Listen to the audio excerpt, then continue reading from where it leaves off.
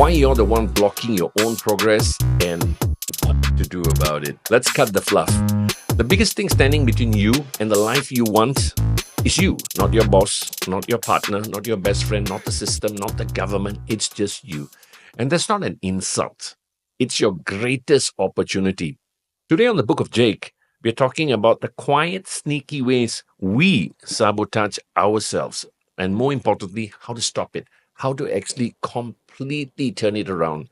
Okay. First, I want you to help me grow my channel. Like, subscribe, follow, share, and somebody might need to hear this. Anyway, this is going to get really uncomfortable, and I'm warning you, okay? But that's where the good stuff happens, okay, when you're uncomfortable. So let's go. The ugly truth about self-sabotaging yourself. Let me ask you a hard question. Have you ever made a goal, got excited, started strong, and then watch yourself crash and burn halfway? Okay, all of us have gone through this. You say you want to lose weight, build a business, start the podcast, learn the instrument, and so on, heal the relationship. But then what do? You scroll, you procrastinate, you overthink, you sabotage. Why? Because progress threatens your identity. We're more comfortable staying stuck, not because it's good, but because it's familiar.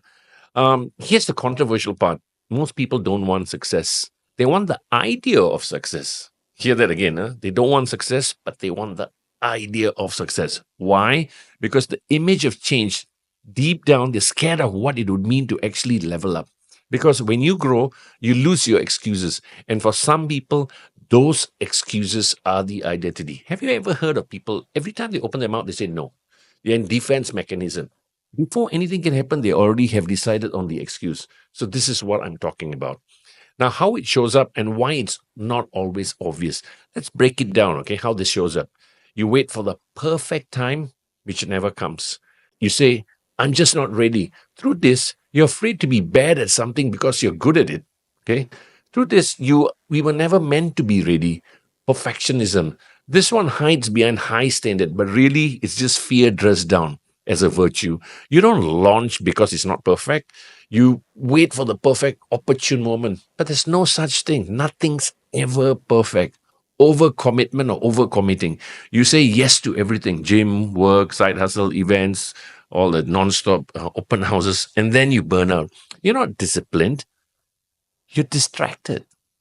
So self-talk is another thing that I think is a big part of self-sabotaging yourself. You wouldn't talk to your worst enemy the way you talk to yourself in your head. You're not lazy. You're just unkind to yourself, okay? Let's keep it real. I've sabotaged my own momentum more times than I can count, mostly about food and diet and stuff like that. I train hard. I eat well for 5 days a week usually, and 2 days over the weekend, I'll just go haywire. So I'm sabotaging myself because the end goal is to look ripped and to look great. But the 2 days of just overeating and not committing to the plan is actually sabotaging myself. And what happens is a toxic cycle. It goes on and on and on. And I don't know how to fix it until I can commit to that 7 days. So I didn't recognize that version of me. I felt that I was entitled to those cheat days. Okay. That's the thing. We sabotage not because we are weak, but because success feels unsafe when you're still clinging on to an older version of you. Okay. Now, how to stop? Here's the part they don't tell you in self-help books. You're not going to get this anywhere. Okay. You don't fix self-sabotage with more motivation. That's just adding on to that. You fix it by facing the root. Step one, radical awareness. Track your patterns. If you don't track, you can't manage, okay? Ask, what do I do when things start going well? That's your sabotage signature. Step two, rewire the script. When the voice says, who do you think you are? Answer someone who's becoming. I'm destined for greatness. Replace guilt with grace. Replace drama with discipline. Step three, this is something I advocate on. It's called stacking or small wins. Big energy. Forget the big overnight success story. Focus on small, repeatable wins. 1 + 1 + 1. One healthy meal, one rep, one decision. And the last step, accountability. If you're always the one who knows when you quit, you'll keep quitting. Get someone who'll call you out and call you up. Get somebody who is like a confidant, who calls you out. I'm usually that person, but I'm taken. Okay, so here's the bottom line. You are the problem. But the best thing is you are the solution. You're not lazy. You're just protecting yourself from a future that you haven't fully accepted or even understood yet. You want freedom? It's on the other side of letting go of the version that you keep pulling the handbrake every time you accelerate. So today, not tomorrow, decide. No more half-hearted efforts. No more drama loops. No more self-betrayal. Do the thing. Do it scared. Do it boring. Do it even if you're upset. Do it imperfect. But just do it. That's how you stop sabotaging. That's how you win.